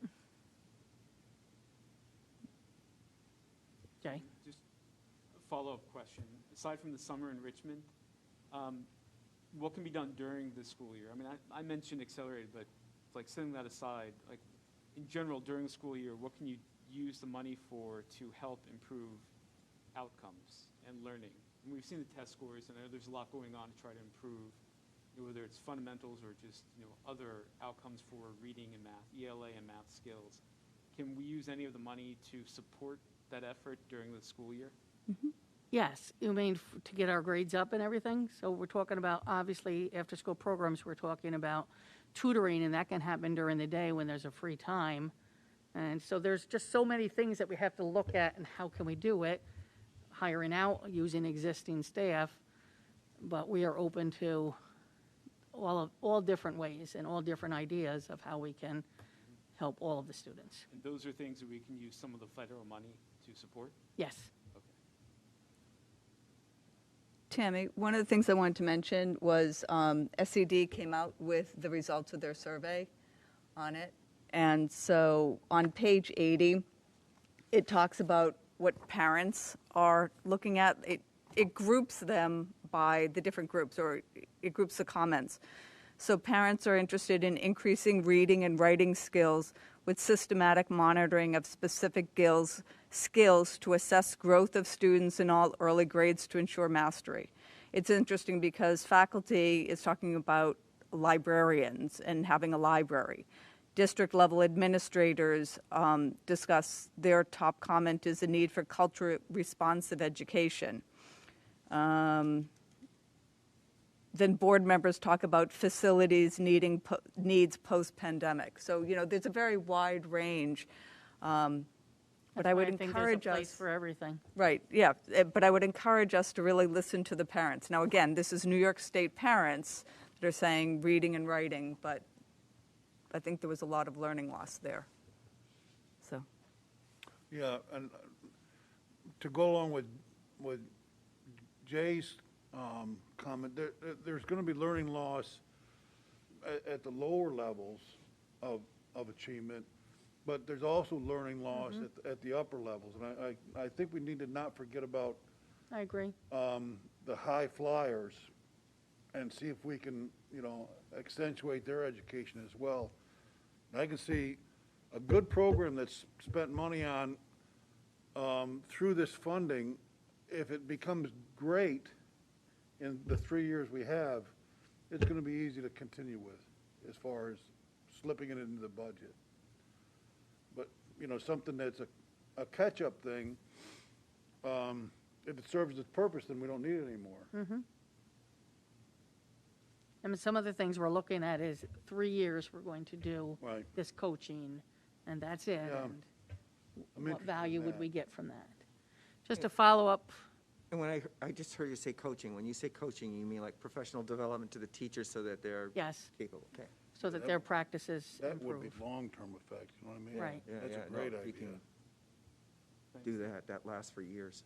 Right. That's what I was trying to say was, trying to say, but not well at all, but, supporting learning at all, from the full spectrum, whether it's a child who really needs more support on the fundamental skills, to try to get up to where they should be for the grade, or a student on the opposite end of the spectrum who needs to be challenged, and everyone in between. If we can do something, across that spectrum with the federal money to support learning, I'd like to see that done.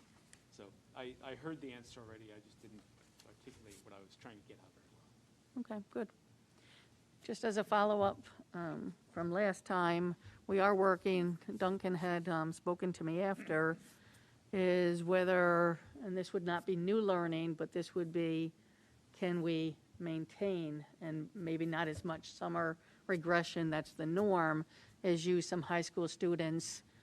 And so we are looking right now at what kind of interest we would pay high school students. They would be working with our teacher aides also, so that there would be adults also there, but it would be working at elementary level, reading and math, and just keeping them where we want them to be, whether it's reading, whether it's their math facts. So we are trying to get that going. I thought it would serve two functions as far as I'm concerned. One, with the guidance of teachers, get them, and I actually apologize for maybe stepping on your comments last year about bad coaching last month, if you remember. Yes. With teacher guidance, working one-on-one with kids. My daughter did it at the request, or at the suggestion of one of her teachers when she was a junior. She actually tutored some kids. They were looking for some help, and one of her teachers, I've forgotten who, suggested to a parent, and she actually worked with these kids one summer. And I thought this would be a perfect way of doing it if we had sophomore or junior kids that their teachers knew had the temperament and whatever, and with guidance could help some of the kids in the elementary school especially, because that's the foundation. If we don't get those kids 3rd, 4th, 5th grade up to snuff pretty quick, they're going to be behind forever. Anything we can look at. Yep, we're looking at it. That way or some hybrid. Mm-hmm. Anything we can do this year, I'm total agreement. Anything we can do this summer is great.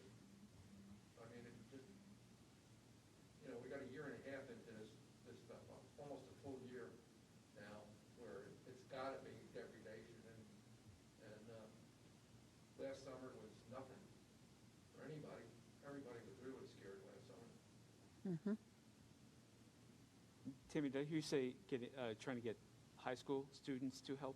Yes. So the Um, guidance is going to be, Aaron's been working with the guidance counselor, so something should be going out if it hasn't. That'd be great. Yep. And we They can, have- we can hire the kids.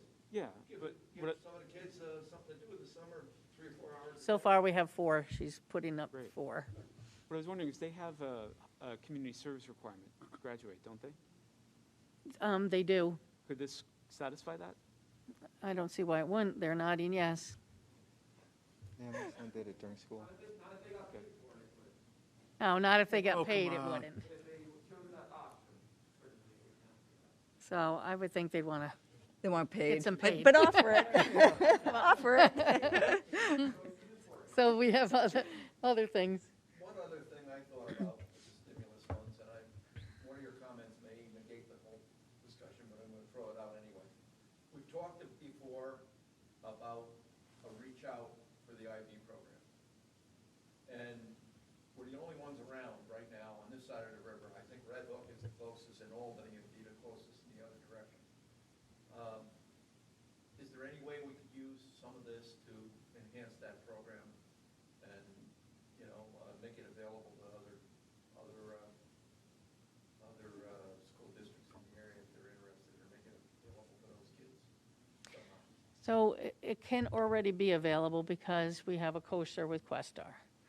I was sharing, I think it's actually with Eric, is in my mind, every school district is doing their own thing, that they have college credits. They're working to get their kids as many college credits. I really don't see that that they're going to send their kids here and pay tuition when they at their own local districts are graduating with 20 college credits. And while IB is great, I don't see that because we haven't drawn anyone. And we met with some superintendents a couple years ago. They all agreed it was a fantastic program, but at the end of the day, to send your students and pay for something when you have your own high, college credits at the end. That's my Thought when I read it. That's my thought, Okay. my belief, in talking with others. I think we're all, even Questar's, the new programs that we offered this year, they're college credits. And we have, I think, 3 kids that are going to be starting those programs. So.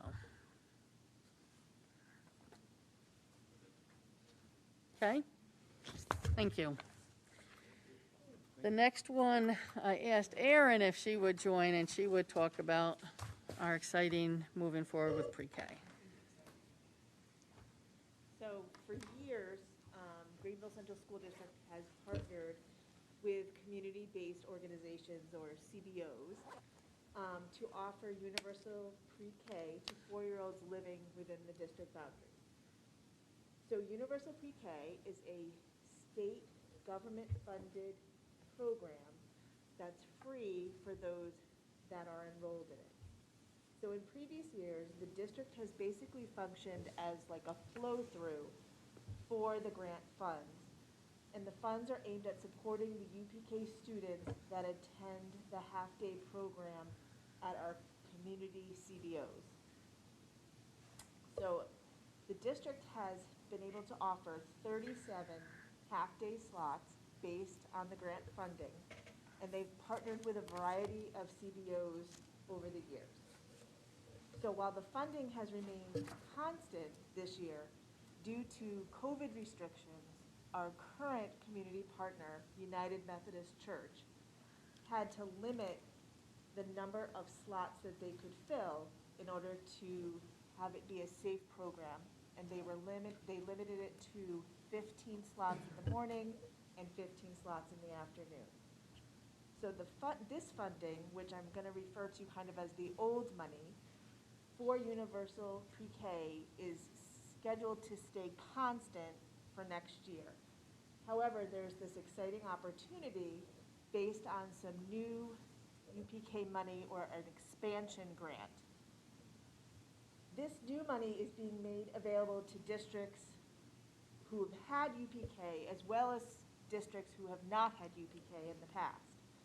And it's earmarked to support new 4-year-old UPK programs for full-day seats. So So our UPK has always been in a half-day program. This new money can only be used for full day.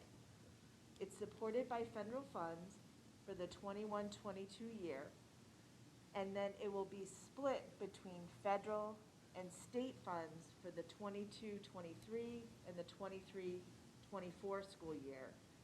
And then it is scheduled to be fully funded by the state in 24-25. So as I said, this funding is only for full-day slots for 4-year-old, and districts need to submit an application to the Office of Early Learning by July 31st, 2021. So it's our hope that this additional funding is going to help us really grow our UPK program. So it's allowing the district to explore the possibility of providing full-day UPK programming. And so after attending some informational webinars, engaging in discussions with Mr. Mahan, our elementary principal, and Corey Litchko, the director at UMC UPK, as well as Lynette Terrell, our registrar, we've surveyed parents, UPK parents, regarding their interest in a full-day program at UMC UPK, as well as whether they would be interested in a full-day program at Scott M. Ellis. By regulations, a full-day program of UPK would be 5 hours, 5 days a week, for at least 180 days. So while we're still working out the details, at this time it's very exciting that we are moving forward with offering this full-day option, both at UMC as well as at Scott M. Ellis. So parents are currently being contacted to let them know that we're transitioning to a full-day program, but also to gauge their preference regarding which location they would prefer their child to be enrolled in. So having a full-day UPK program on site, is, as well as our community partner, is really something that has been discussed and explored for years. So this expansion grant is really allowing this to become a reality. The grant is covering most of the expenses. The district will use some year-end funds to purchase any necessary items such as furniture or supplies. So that's kind of an overview of the UPK funding. Do you have any questions? Eric? So I'm getting older, so sometimes things don't go in as well. But I heard the old money is still going to be there, and this is new money? The old money is still there, and that money we will need to access first. That money can be used for half-day programming or full-day programming. Once we use all of our old money, Right. then we can start to tap in the new money, the expansion grant. So But the old, that money can only be used for full-day programs. so the old money was for 37 seats, Correct. and UMC only has 30 seats, 15 and 15? This year, they only wanted to have 30. So next year, they're going to go back to 37? Some or- of that will depend on guidance that is given regarding COVID restrictions. Right. They are looking to go to a full-day program as well. So that's 37 half-day slots. So they would be looking to do a full-day program. So they want, so, please bear with me. So you're going to have 37 of the old style, and then a new style added in. So we've considered it 37 half-day slots, but you can also convert that to full-day slots. So you could Okay. say it's 18.5 in the old grant. Okay. Okay. The regulations, if you have up to 18 students in your class, you need a certified teacher and a para professional. Okay. If you have 19 to 20 students, you need a teacher and 2 paraprofessionals. So some of that will, how many slots a program takes will be somewhat dependent upon whether they want to cross that threshold of 18. Okay. Okay. Duncan? Do you have any idea about the possible size of the 4-year-old population that we would be dealing with? Well, Lynette knows how many families have committed so far. There are a few more families that she's been told will be committing to the program. And she's in the process, she started making phone calls late last week and today, talking to the families that have already committed, but then also reaching out to the other eligible UPK families to see if this change in the full-day programming would change their decision regarding enrolling their child. You didn't answer my question. How many right now have committed? How many right now have committed? No, that's not No? so many. Is there a potential that we won't be able to handle all the kids that want to come? I don't believe so. You don't believe so? Okay. Is there a potential that we would have more than UMC or United, UMC, is it UMC? Yeah. Could handle, or that we would have more interest in Scott Ellis than we could handle?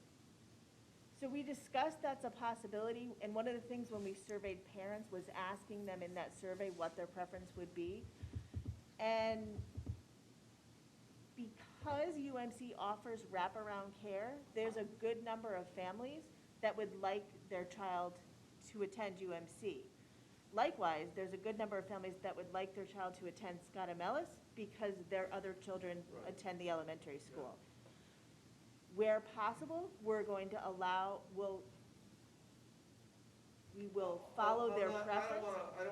I'm not trying to manage this. I'm just concerned about the potential that we could have some aggravation develop one way or the other. You don't think we would go over the total number of students, so that's great. That's one aggravation that I'm not concerned about. I would be thrilled if we are able to fill both these rooms. What we've always done with UPK historically, when we've had more people interested than slots available, is a lottery.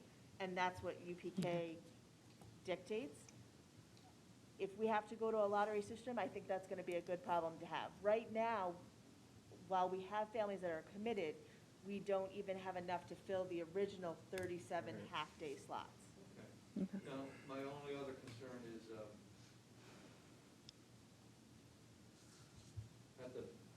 when we first discussed this at our last meeting, I think June 1st, was it? We were looking to see if we had space at Scott S.L. Obviously, that's been solved. We have space. We have a room that we can use. We have one classroom that Peter will be able to free up. Been solved. All right, thank you. I dream also of a pre-K edition too someday.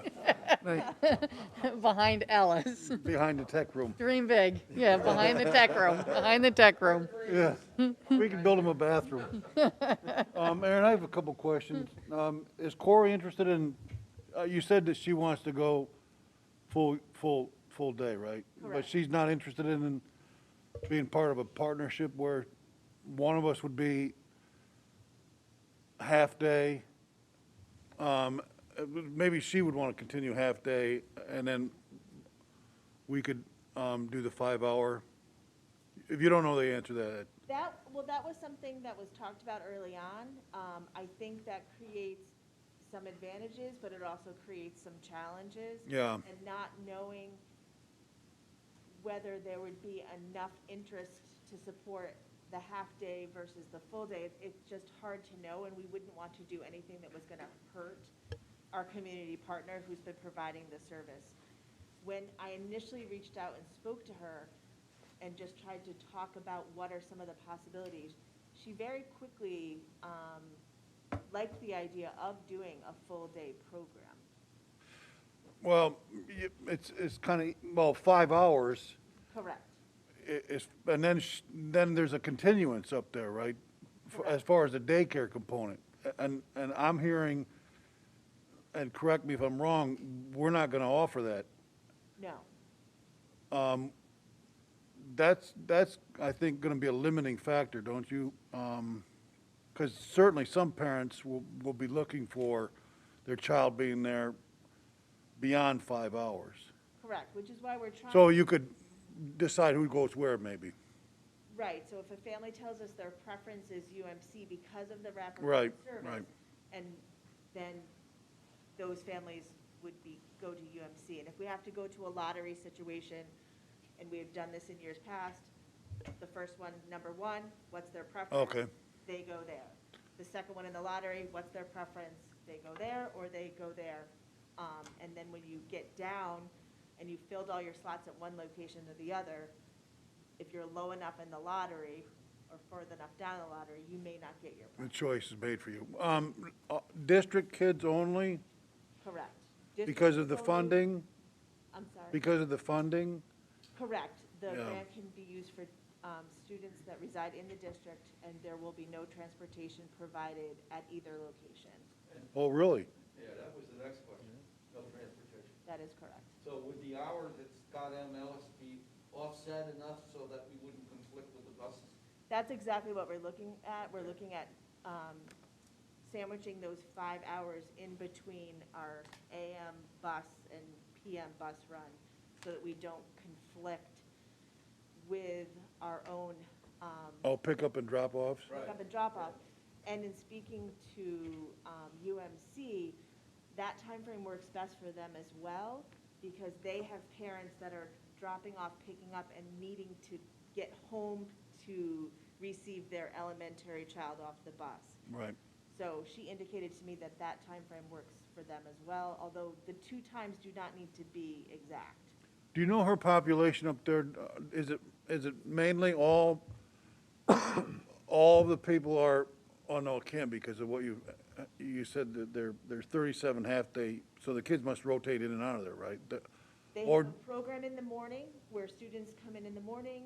And then they go to daycare, those kids, or? Some are picked up and go home, Okay. and some go to care, and then they have an afternoon class where parents drop off and then pick up in the afternoon, or if the child is in wraparound care in the morning, they go in the afternoon. And there'd be no way to know, to forecast that for this coming year, right?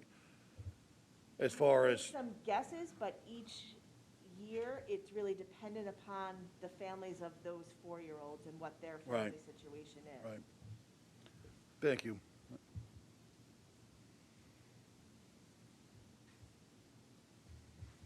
Okay. It's, I find it to be very exciting. This is something that has been talked about for years. So this funding is really allowing us to do something that we haven't been able to do before. I'm full support of having it on our campus. Yep, we have definitely wanted it, so we have been busy. We never doubted it. Thank you, Aaron. Thanks, Aaron. Thank you.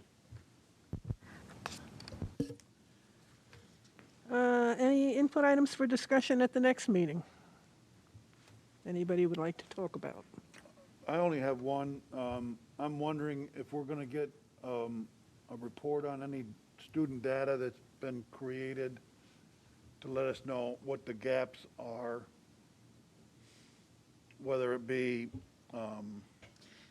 well, I don't know how many, well, whatever the source is. Right, so our next meeting is supposed to be, we did the improvement calendar, so you're going to get the building profiles, you're going to get all of that Okay, data excellent. at that meeting, and we're going to talk about that in preparation for our goals.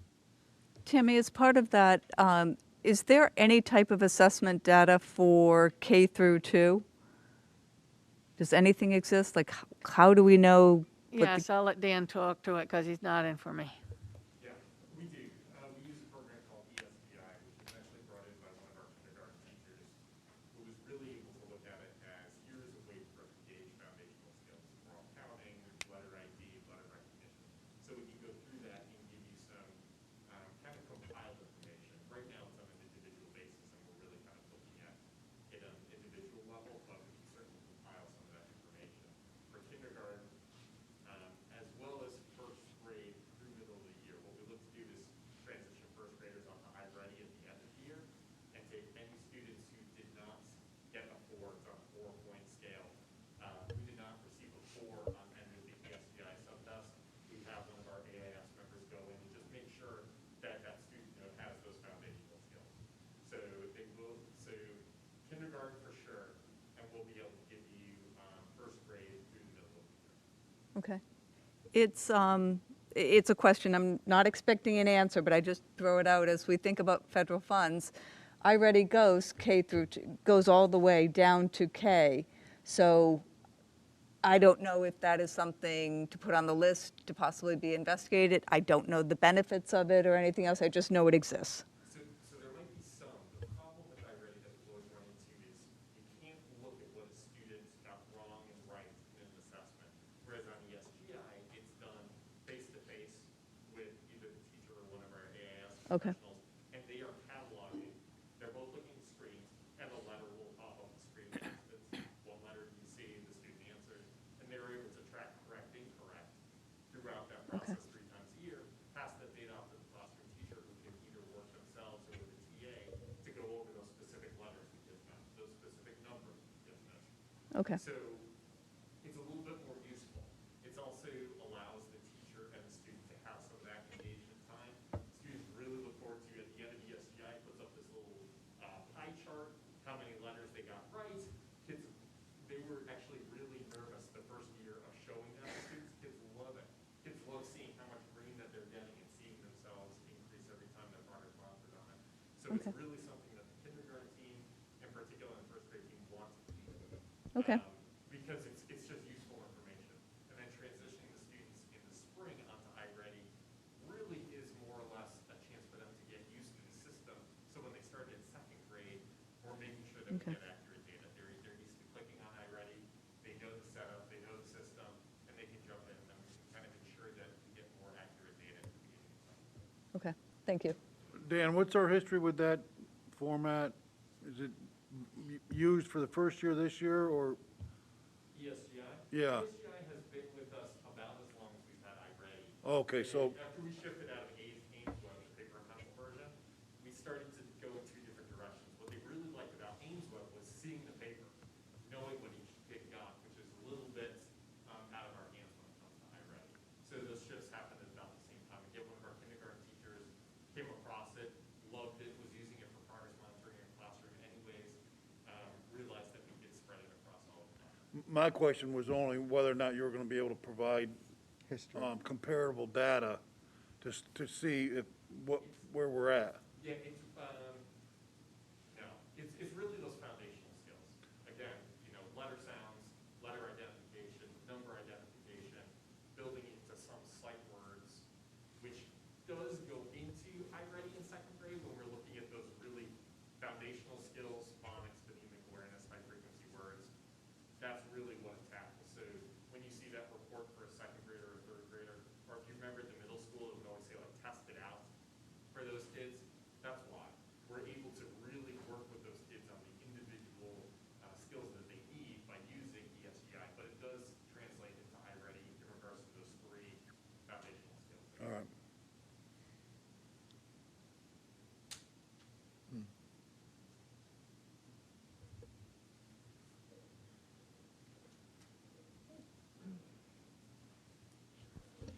Closing open forum, 15-minute.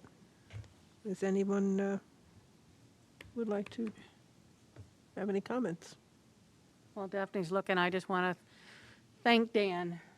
Dan's name was on our personnel agenda, I'm sad to say, and I think just tonight you saw the valuable foundation he has left for Greenville. So I thank him for the years that he has given to this district and how much he has put into our students. So thank you, Dan. Thank you, Dan. Thank you. Thank you. Everything that I have given is because of the people that I work with who have gotten me to that level. When I think about, any new hires coming in, they have the best set of mentors available. Working with this team, I came in as an intern. I got to work with these people all around us, and that's what is responsible for what you heard tonight, or anything that I've been able to give is really credit to this. Could you give us 30 seconds on the value of coming in as an intern as opposed to going out and hiring, quote unquote, specifically for a job? I'll sit here for 25 seconds and I give you that. What was the value? Yes. The reason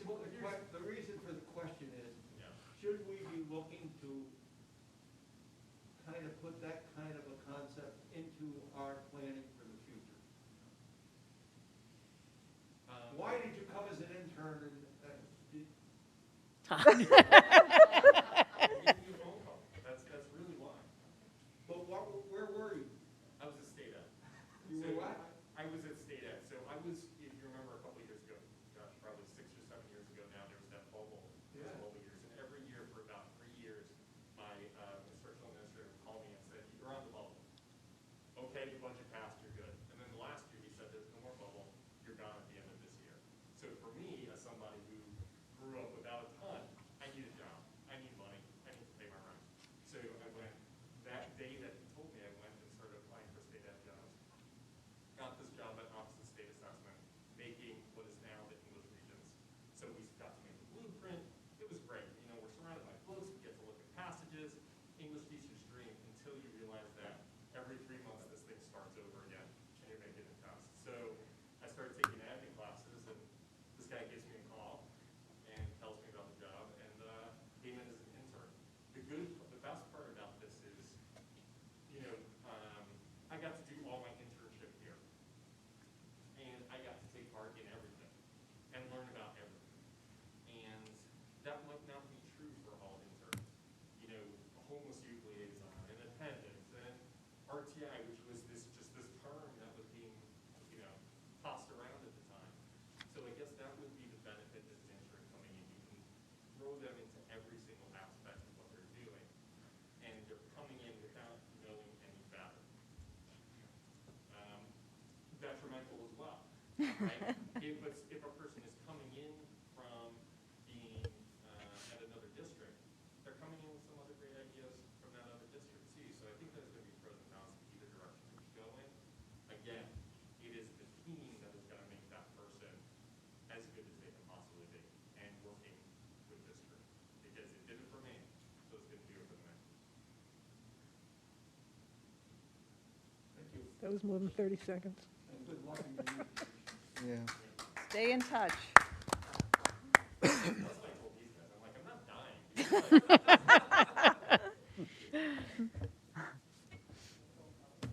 Okay, nothing, Daphne? Nothing. Let me double check again. I have nothing on email, and just a few people on Meet, so Nope. yeah, we're good. I need a motion to adjourn to executive session, I have Duncan and Tracy. after which we will return to public session and no decisions will be made. All in favor? Aye. Aye. Okay. 8:02. Like, can we really say no? No.